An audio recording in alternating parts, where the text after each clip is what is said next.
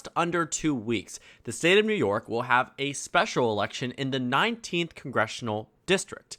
Now, the state of New York is one that is solidly blue up and down the ballot, but when it comes down to some of their more competitive congressional districts, they typically hold popular or unpopular incumbents that, despite the national environment being very lopsided in one way or the other, depending on the type of environment, typically New York incumbents are able to win.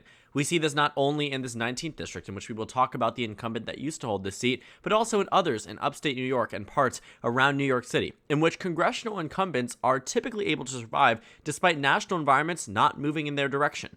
But now this is a special election in which a vacancy occurred by Representative Antonio Delgado, who is now the lieutenant governor of the state. He was appointed by Governor Kathy Hochul following Andrew Cuomo's resignation. She previously served as the lieutenant governor, and many Democrats are worried that they might lose this seat because the incumbent is on their way out. In fact, the incumbent is not only on their way out, but this has already been confirmed. Antonio Delgado is now serving as the lieutenant governor rather than as a U.S. representative. Now, the bad news for the Democratic Party is not only that they have an open seat, but also that Antonio Delgado has been one of the strongest Democrats in this district that they have seen in quite some time. Taking a look at presidential election results, even in the 2016 election, Donald Trump won in this district. So to see that with a Democrat incumbent, one that was able to win very solidly back in the 2020 election, Democrats are a bit worried that they might lose it. And we'll talk about why that might be. So this 19th district is definitely now starting to be the focus for both political parties as they head into the November midterm elections. We have very few special elections. In fact, I think this might be one of the last House special elections that we have set to occur. I think we also have Alaska underway. But what we have seen so far is that a bunch of special elections have moved in different directions. Now, for a bit of history on this 19th district, I already told you about Antonio Delgado, but in the 2020 election, he won with 55% of the vote. Now, when you take a look at the state of New York over time, you find that this 19th district went by 11.3. In 2018, it only went by 5. And in 2016, the Republicans won here by about 8 points. In 2014, it was decided by 29. In 2012, it was decided by 6. And before it was redistricted, we're not going to talk too much about that. But looking at the change over time, Antonio Delgado did something very substantial in 2018. He flipped a congressional district that has a partisan lean of Republican plus 4. Yes, you heard that correctly. The 19th district has a partisan lean of R plus 4, and that's how it was following both 2016 and 2020. But then you fast forward to 2020, and Antonio Delgado was so popular that he was able to do very well in this district. He won by 11 points. Now, it was largely because the Republican incumbent was no longer in the race, and thus it was a Democratic incumbent. But considering that in practically 90% of races across the House map, the Democratic Party did worse in 2020 than they did in 2018. But New York's 19th simply wasn't there. But now that you're removing the incumbent, we largely expect this race to revert back to how it voted on the presidential level, or potentially a bump for the GOP. Again, to remind you, it has a partisan lean of Republican plus 4, but taking a look at the election results, you find that in 2016, Trump won by 7 in this district, but in 2020, Biden won by 2. This difference here means that depending on the national environment, this district might go in a different direction. In fact, it has voted with the presidential election victor going all the way back to Bill Clinton's second term, 1996. And in 1992, it was extremely close, so honestly speaking, it was well within reason. But the point is that from 92 all the way through 2020, it is practically almost always voted with the eventual winner of the regular election. But in 2020, it was still honestly pretty close. It wasn't where Obama was in 2008 or Obama was in 2012, but in 2020, it was decided by a very narrow amount. To see a district that Biden only won by 2 now being up for a special election means that this race is certainly going to be competitive. We've had Biden districts become competitive on the special election route, including one that actually flipped to the GOP, which Republicans hope to replicate in this special election. And the election that I was referencing was the 34th Congressional District, in which Mayra Flores, the Republican nominee, defeated Dan Sanchez, the Democratic nominee, in an original primary that was set to head off into a runoff, as no candidates were expected to get above 50% of the vote. But Mayra Flores actually won over 50% of the vote, was able to completely avoid a runoff election, and won 51-43. Now, in the last election in that district, you might actually be surprised to see that it was pretty solid for the Democratic Party. The Democrat won there by 14 points district-wide. In 2018, that margin was 20 points, and in 2016, that margin was 25 points. It had a consistent rightward trend, and then in 2022, a very significant one in which they elected a Republican over a Democrat by about 7 points, 8 points district-wide. This was a huge victory for the GOP, but it came just weeks before the Dobbs decision. Dobbs v. Jackson, in which the United States Supreme Court that Roe versus Wade was no longer going to be kept into law, no longer going to be treated as a precedent by the Supreme Court. And as a result, voters were angry. You fast forward to the next election that happened after it. The state of Nebraska had a special election in a Trump double-digit district, a Republican district, and the Republican Mike Flood only won by about 6. Another special election occurred just last evening in the state of Minnesota in their first congressional district, a Trump double-digit district from both 2016 and 2020, in which the Republican only won here by about 4 points. So looking at the special elections, depending on pre-Roe v. Wade overturning, post-Roe v. Wade overturning, Republicans and Democrats have had very different responses.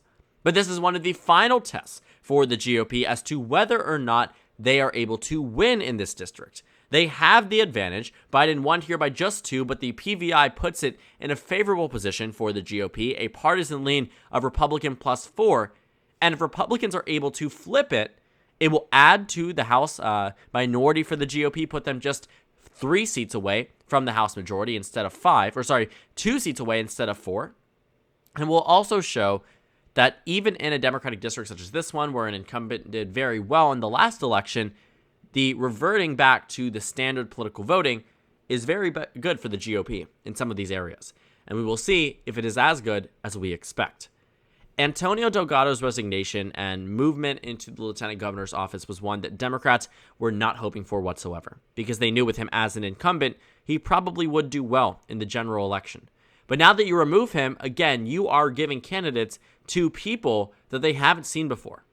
Mark Molinaro, Pat Ryan, 2 candidates that haven't been up for this race before, that are going to face off against each other and are going to serve as this proxy war between national Democrats and national Republicans in an open race in a special election. Looking at the expectations, one could argue that because it went so solid for the Democrats in the last election, that we should automatically treat it as if Democrats are going to win it. That if Democrats don't win it, in fact, it shows that it's going to be a red wave. But I'd actually argue a very different argument. Looking at the results from the last election, sure, it's impressive that the Democratic Party was able to win by such an amount, but think about where it was in 2018, a year significantly better for Democrats than 2020, one where they only won in this district by a margin of about 5. Look back at 2016 when Trump won this district by a significant amount, 7 points. The Republican actually outperformed. Sure, it might have been competitive before, but the GOP has had a history of winning here, and one very popular incumbent, who is now the lieutenant governor, meaning that popularity no longer matters, is no longer in the race. Republicans don't have an excuse as to whether or not, they win or lose the seat if it ends up being extremely close or they actually lose it. The big expectation so far is that Republicans do win this district. Republican firms, Democratic firms seem to be pretty solid in the expectation that the Republican Molinaro here ends up winning. The predictions, according to Cook and Inside Elections, are toss-up.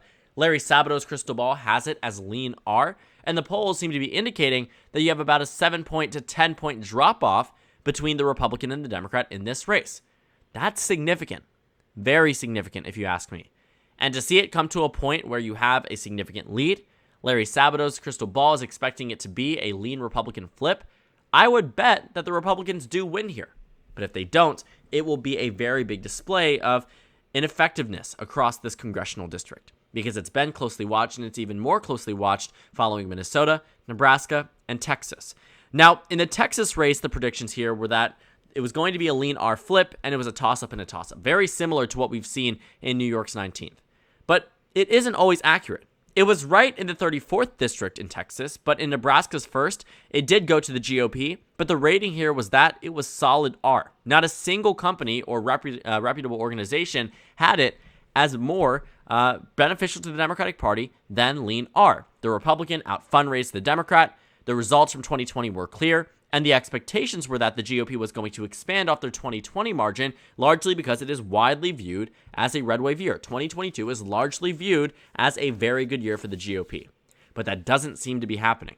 Then in the state of Minnesota, a very similar story happened. The predictions here from Cook Political Report was that it was likely Republican, but Inside Elections and Larry Sabato's crystal ball had it as solid red.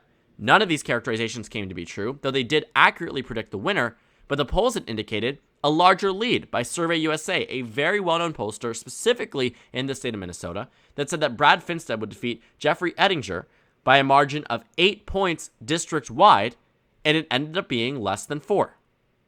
Or around 4.1%. This margin here was so close compared to what the final poll of the race had to say and compared to where President Trump was in the last election.